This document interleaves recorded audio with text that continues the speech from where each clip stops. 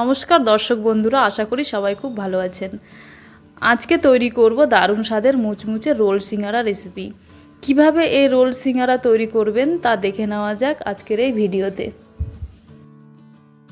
চ্যানেলে নতুন হলে চ্যানেলটিকে অবশ্যই সাবস্ক্রাইব করে পাশে থাকবেন। প্রথমে আমি এইখানে দুটো আলু সিদ্ধ করে নিয়েছি। সিদ্ধ করার পর আমি এইখানে গ্রেট করে নেব, এইভাবে করে খুব ভালোভাবে ম্যাশ করে নেব যাতে কোনো শক্ত ভাব না থাকে। এই যে হাত দিয়ে এইভাবে প্রেস করে খুব ভালোভাবে আমি সম্পূর্ণ আলুগুলো এইভাবে ম্যাশ করে নেব।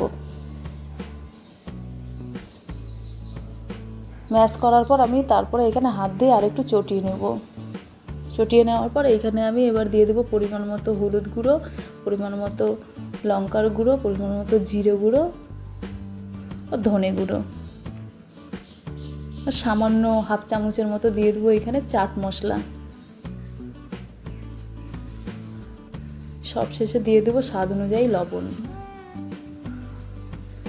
সব উপকরণগুলি দেওয়া হয়ে গেলে তারপরে এখানে আমি হাতের সাহায্যে খুব ভালোভাবে আলুর সঙ্গে মশলাগুলো খুব ভালোভাবে মেখে নেব, যাতে মশলাটা খুব ভালোভাবে আলুর সঙ্গে মিশে যায়।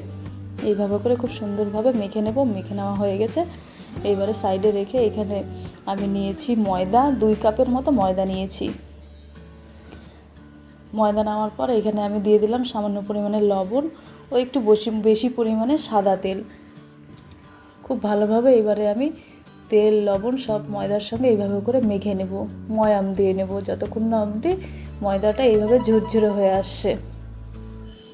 ময়াম দেওয়া খুব সুন্দর হয়ে গেছে। হাত দিয়ে এইভাবে চিপে দেখলাম খুব সুন্দরভাবে দলা হয়ে যাচ্ছে, তাহলে বুঝে নেওয়া যাবে যে ময়াম খুব সুন্দর হয়ে গেছে। এইবারে আমি অল্প অল্প করে জল দিয়ে ময়দাটা মেখে নেব। একবারে খুব জল বেশি ব্যবহার করব না, অল্প অল্প জল ছিটা দিয়ে দিয়ে এইভাবে করে একটা ডো তৈরি করে নেব। ডোটা খুব নরম করব না, একটু শক্ত রাখবো। এবারে ঢাকা দিয়ে 30 মিনিটের জন্য আমি ডোটা রেখে দেব। 30 মিনিট পর ঢাকাটা তুলে নেব, হাত দিয়ে প্রেস করে নেব। যে খুব সুন্দরভাবে নরম হয়ে এসেছে, খুব সুন্দর হয়েছে ডোটা। আবারও আমি হাত দিয়ে একটু ভালোভাবে প্রেস করে নেব। তারপরে এখানে আমি দুটো লেচি কেটে নেব, এইভাবে করে বড় বড় করে লেচি করে নেব।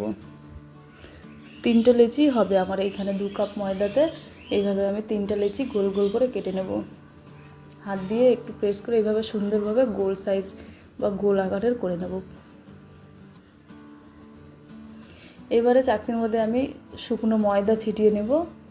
ময়দা দেওয়ার পর ডোটা আমি লেচিটা আমি এইভাবে করে ময়দার এপিঠ ওপিঠ দিয়ে এবারে হাত দিয়ে একটু প্রেস করে চাপ দিয়ে ছড়িয়ে নেব, যাতে একটু পাতলা হয়ে যায়।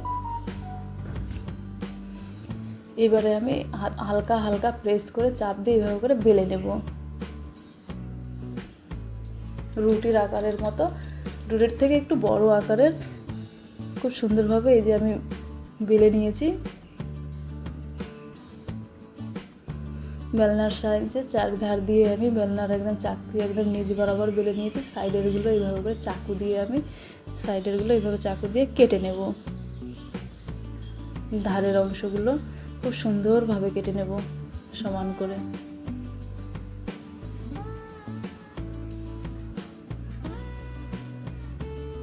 খুব সুন্দরভাবে কাটা হয়ে গেছে। এইবারে আমি তুলে নেব চাকুর উপর থেকে এইভাবে করে, তাহলে রুটিটা অনেকটা ছোট হয়ে আসবে।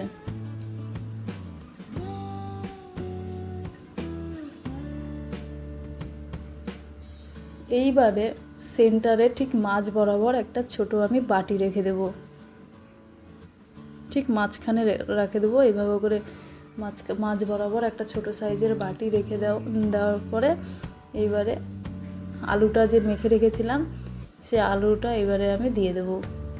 বাটির 4 ধার দিয়ে খুব ভালোভাবে চামচে করে এইভাবে করে প্রেস করে করে গোটা রুটির উপরে আমি এইভাবে লাগিয়ে দেব। চারিদিকে লাগানো হয়ে গেছে আলুটা আমার, খুব সুন্দরভাবে আমি লাগিয়ে দিয়েছি। এইবারে আস্তে করে বাটিটা তুলে নেব। এইবারে মাঝখানের জায়গায় আমি সামান্য পরিমাণে জল দিয়ে নিলাম। জলটা এইভাবে করে চারিদিকে হাত দিয়ে আঙ্গুল দিয়ে এইভাবে করে ছড়িয়ে দেব। সেন্টারের গোল জায়গা মাঝ বরাবর এইভাবে জল দিয়ে, খুব বেশি জল দিব না, অল্প পরিমাণে জল দিয়ে চারিদিকে মাখিয়ে নিয়ে এইবারে একটা চাকুর সাহায্যে আমি এইভাবে করে কেটে নেব। এইখানে আমি 8 ভাগে কেটে নেব।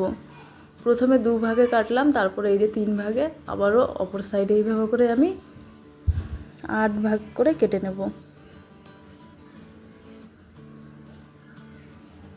আস্তে আস্তে করেই কাটতে হবে। এই যে চাকুর সাহায্যে আমি হালকা হাতে আমি এইভাবে করে খুব সুন্দরভাবে কেটে নিয়েছি।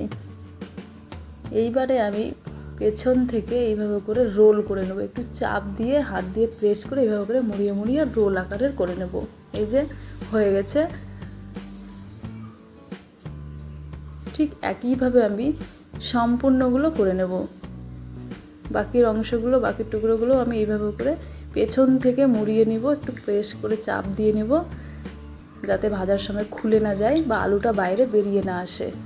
এইভাবে করে একটু চাপ দিয়ে রোল করে নিয়ে এইভাবে একটা পাত্রে আমি সম্পূর্ণগুলি করে রেখে দেবো। এই যে সম্পূর্ণ করা হয়ে গেছে আমার, এবার পাত্রে তুলে নিচ্ছি।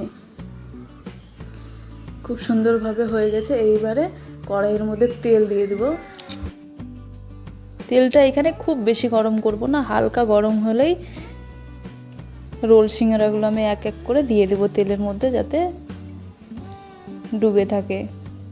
আবারও আমি বলছি, তেলটা খুব বেশি গরম করব না, সামান্য গরম হলেই তেলটা আমি এর মধ্যে এক এক করে দিয়ে দেব। সবগুলোই আমি দিয়ে দেব।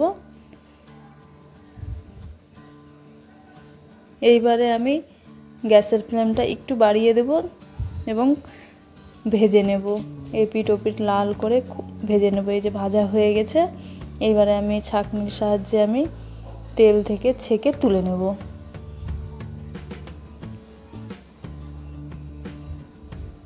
তেল থেকে ছেঁকে তুলে নিয়ে আমি একটা আলাদা পাত্রে রেখে দেব। তাহলেই তৈরি হয়ে যাবে আজকে আমার মিনি রোল সিঙ্গারা রেসিপি। সকাল বিকাল আপনারা এটি স্ন্যাক্স হিসেবে বা বাচ্চাদের টিফিনেও দেওয়া যায়। এই রোল সিঙ্গারা রেসিপিটি আপনারাও বাড়িতে ট্রাই করে দেখবেন, খেতে খুব ভালো হয়। এবং আজকের রেসিপিটি যদি ভালো লেগে থাকে তাহলে অবশ্যই লাইক করবে, কমেন্ট করে জানাবে এবং চ্যানেলে নতুন হলে চ্যানেলকে সাবস্ক্রাইব করে পাশে থাকবে। দেখা হবে আবার অন্য কোনো রেসিপির সাথে।